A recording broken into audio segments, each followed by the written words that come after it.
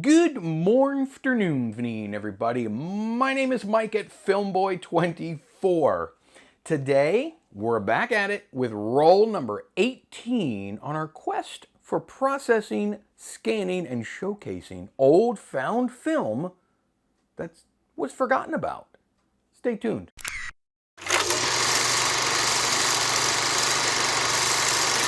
That's right, it's time for another electrifying episode of Found Film Processing.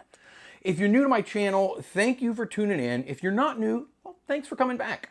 But if you are new and you're not familiar with what I'm doing here, it's taking old, forgotten, never processed film that was shot presumably years ago, like this roll right here, obtaining it from, a variety of sources, usually online or in old cameras or in camera cases, or in this particular case, I got a whole bunch of this stuff from a guy named Cameraman Mike on eBay. Check him out. He's got some cool film stuff on there. I'll put his name right here. Anyway, he gave us a great deal on 54 rolls of old, already exposed Super 8 film. 36 of them are this Ektachrome 160 speed. This particular roll is a Type A film. It is the soft cart, or not. It doesn't have the bumps and ridges, the textured pattern on it. It's a blue rectangle with white letters, just like our previous episode was. So we're going to assume right now, until I process it and look at the edge symbol, that this was probably late 70s. What I do is I'm going to process this film that otherwise would have been in the landfill, and we're going to show you exactly, hopefully, what's on it. This is a sound roll where I'm going to try to match the sound to the picture, and we'll see what we get. One thing I want to ask is, do you want me to continue with just lumping this Cameraman Mike film, which is sound film, in with all of my other, like my 16 millimeters or my silent stuff? Or should I do a playlist with just so everyone could keep up with this particular batch of films? Because there's a lot of it.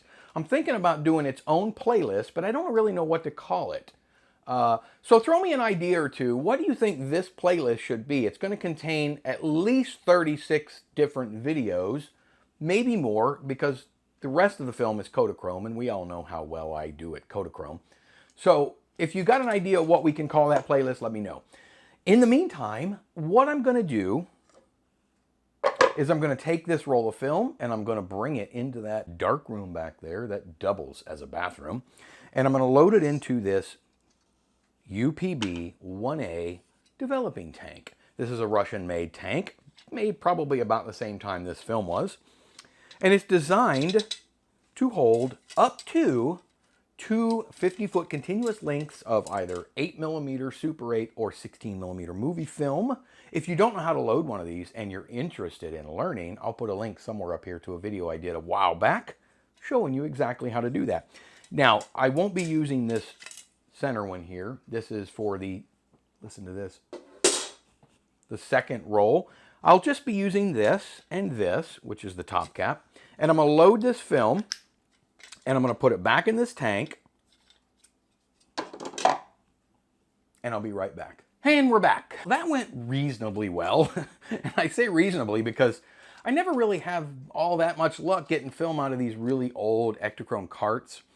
What it does is just like in the previous video, you're supposed to spin this counterclockwise and sort of snap those pins in there or bend them enough to be able to pull this out freely from the bottom of the film.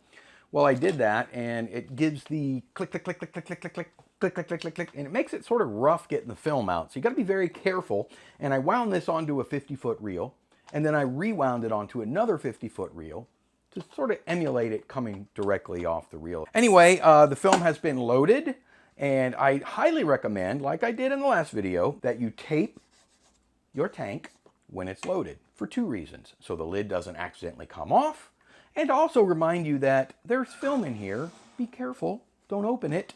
And I'm not going to take this off because there is film in there, but I did make this little sort of light-proof foam tab that goes down over the top, just in case. A little insurance. I know insurance isn't always necessary, but I'm an insurance guy. So what I'm going to do is I'm going to take this tank into that 70s kitchen right over there where I do all my processing, and I'm going to see if we can get an image and some sound. Now I'm going to use my standard process, which is HC110B for 7 minutes at 68-ish degrees Fahrenheit, sometimes 67.5.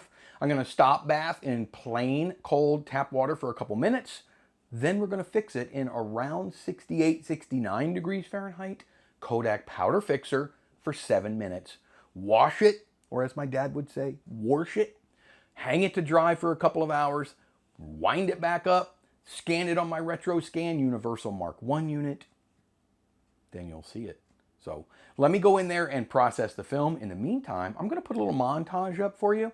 Check out my process. I do use photo flow now at the end, not dish soap, so ignore that. This is a canned montage. If you don't want to watch it, just tap through it. I don't mind. But when you see me again, we will know if we have any results whatsoever from this film.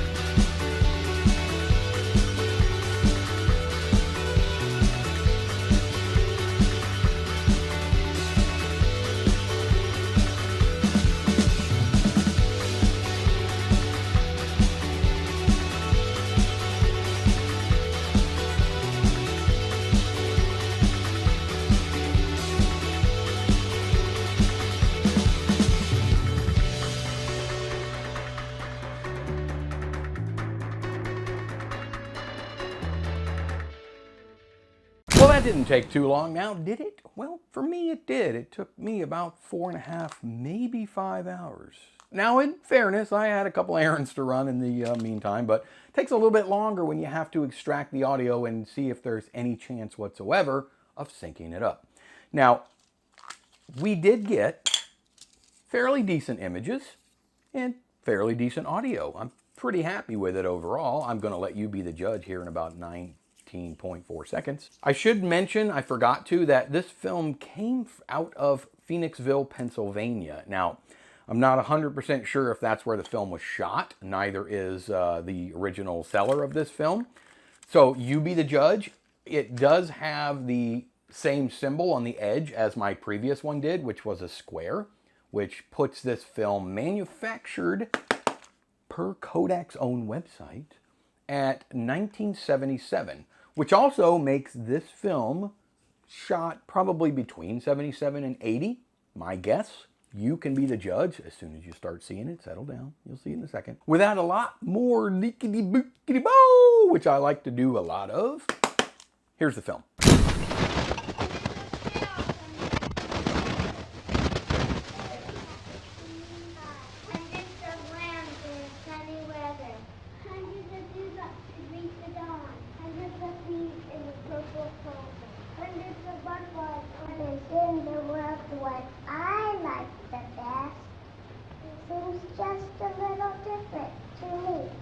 All the rest.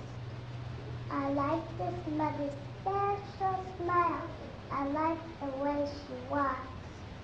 And even when she's sort of cross, I like the way she talks. I like the stories she can tell, the games that she can play. I like her kisses that can chase a pain or hurt away. Now Tommy's mother's very nice, and Jamie's is just fine. But still, I like my favorite best, because you see, she's mine. All the moms that are here, and grandparents, and daddies, and friends, we'd like to thank all of you boys and girls, and Miss Turner, of course, for all this hard work, and you've done such a beautiful job. We'd like to thank you. And if I may, we'd like to give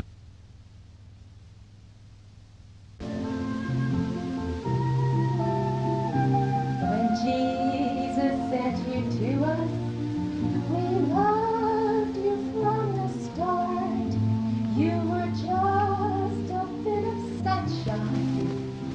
from heaven to our hearts. Not just another baby, 'cause since the world began, there's been something very special for you in His plan. That's why He made you special. You're the only one of your kind. God gave you a body and a bright, healthy mind. He had a special purpose that He wanted you to find. So He made you something special. You're the only one of your kind.